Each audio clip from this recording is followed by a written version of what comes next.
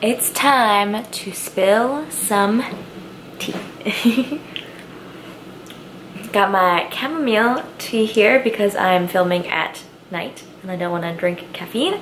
And I'm going to be doing the Booktube Real Talk tag. So not really like that much tea, but like it is an excuse for me to drink tea in this video in my super cool mug. It's a mood.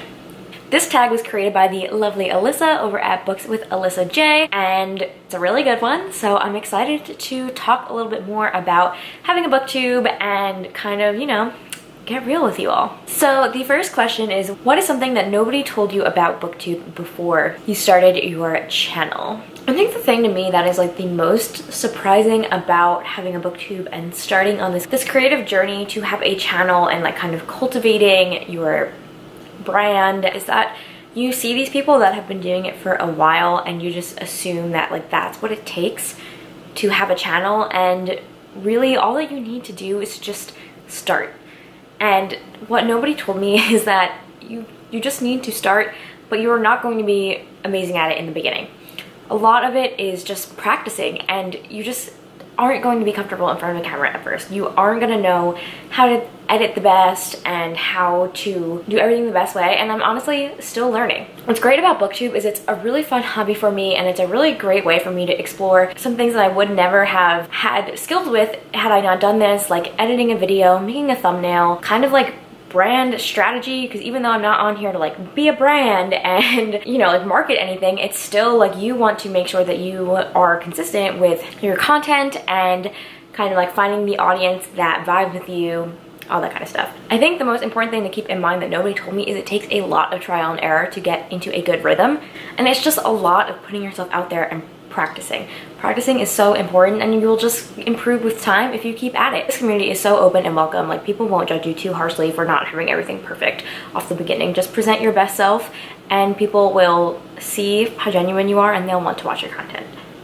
2, what is your opinion on typical booktube videos, wrap-ups, TBRs, hauls, all that kind of stuff? I feel like there can sometimes be this negative backlash towards these types of videos, but whereas in like people are like, oh, be original, like create something new. But I think these videos are a staple for a reason, and it's because it's a really good format to discuss books on a monthly basis.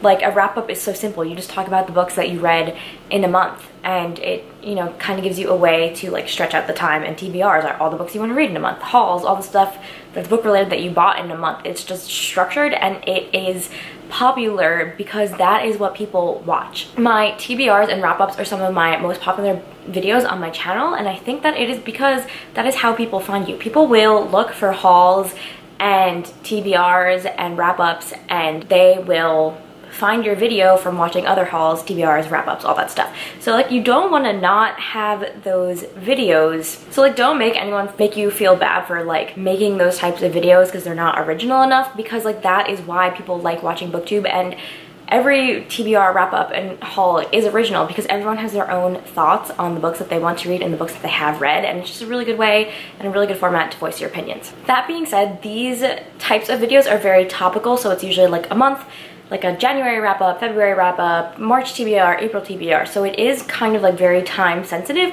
and you are going to find that you're going to have the best viewership when you first post them. And people will go back and watch past videos, but a lot of the times people want to know what is happening now. So you also want to make sure that you strategically have some videos that have more staying power and that don't really have like a time associated with them.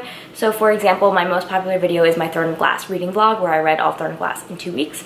And I think that that one got as popular as it is because Thorn and Glass is something that is probably like frequently searched because people love Thorn and Glass. It's a really popular series, and it wasn't like attached to any particular time frame. And so you kind of want to make sure that you are doing things that are like going to be popular in the moment, and the things that may not be popular off the bat but grow in popularity over time. 3, what is an assumption that you had about booktube before joining? Was it proven correct or no? And I have to say, my assumption was that I felt like it was very inaccessible, and I'd be making these videos and I wouldn't be able to interact with these creators that I liked. And it's funny, like once you start making videos and you kind of start talking to everyone via like Twitter or just commenting on their videos, stuff like that, people are so nice. And like automatically when I made my video, I started getting comments and like started making friends. So I was very surprised by that, and I just like assumed it would take a long time for me to get integrated into the community, and it really hasn't. Like, there is a strong presence of small booktubers, and I really think that it is a community because everyone supports each other, and you kind of just get support in this community right from the get-go, which I think is just like such an awesome feature of Booktube, because we're just a bunch of people that want to talk about books together. What is something you've done that has actually helped you grow your audience? So I don't like really keep track of like metrics or things that like I've done that have helped me grow my audience, or like I haven't been able to like figure out the variables to like know like what I've actually done, if it's like, you know, had a return on investment or anything like that. But I will say, I think just by interacting with other people, especially on book Twitter, I think book Twitter is a really big avenue for increasing your audience, because you are just interacting with people, and people will see you interacting with their friends, and then you become friends with them, and then they just like see your name all the time on your timeline, and so it just kind of brings people to have some awareness of you, and then they find your channel eventually, and just like you make friends. I mean, that's just awesome. It's basically like networking, but it's like fun networking, because you're just making friends with book people, and then they find your channel that way. I don't take Booktube so seriously where I'm like searching out ways to like increase my engagement to the maximum, and I need to do this and that to be successful. Like, I'm just having fun when I'm doing what I'm doing, and if my audience grows because of that, like, that's awesome. What is a common mistake that you see new booktubers making, or one that you've made? And this is gonna be maybe a little bit of tea.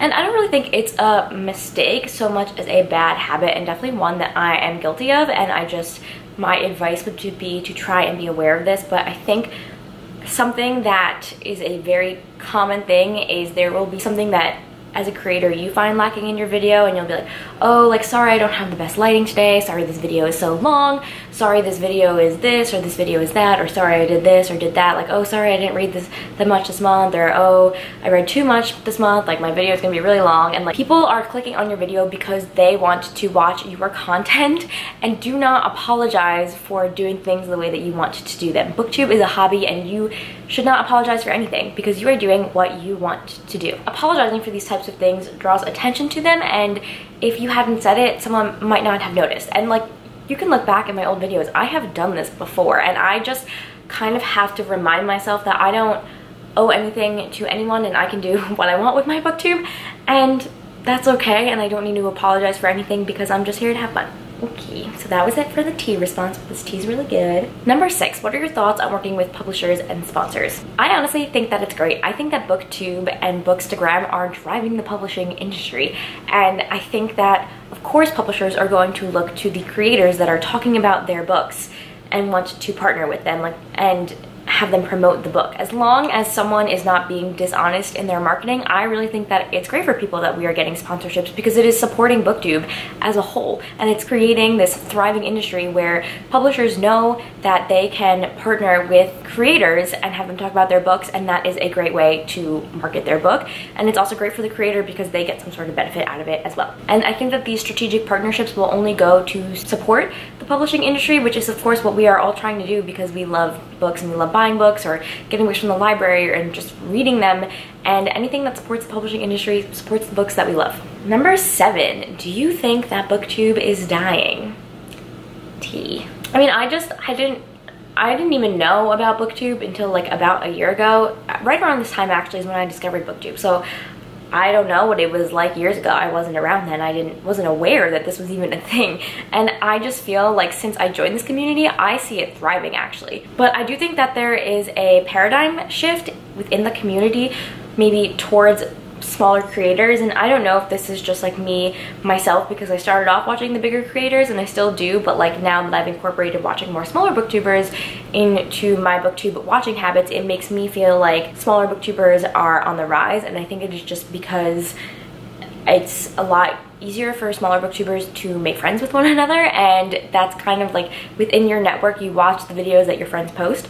So it just seems like, because Booktube has this like close-knit community feel to it, that these smaller booktuber videos are maybe the ones that are like more popular with small booktubers themselves and their watching habits. Although I cannot speak to the watching habits of people that are only booktube watchers and not creators.